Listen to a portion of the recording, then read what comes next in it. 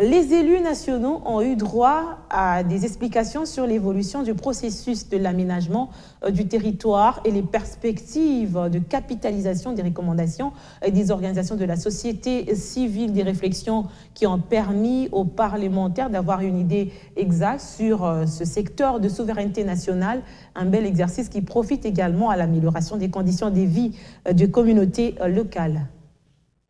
L'évolution de la réforme d'aménagement du territoire et les perspectives de capitalisation des recommandations des organisations de la société civile, deux sujets qui ont alimenté des réflexions organisées à l'intention des parlementaires.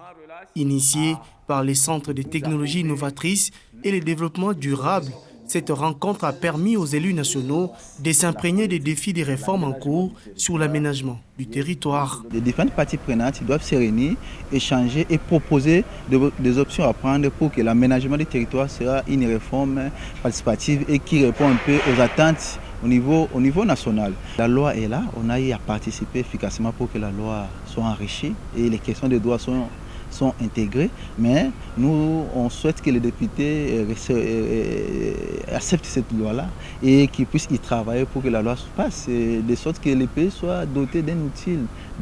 très efficace par rapport à la loi qui va essayer un peu de booster aussi les ministères pour avoir des mesures d'application par rapport à l'affectation des espaces au niveau national. Après différentes présentations des experts sur la thématique, les députés nationaux étaient conviés aux échanges francs afin d'avoir plus d'éclaircissements sur les orientations à donner. Le secteur de l'aménagement du territoire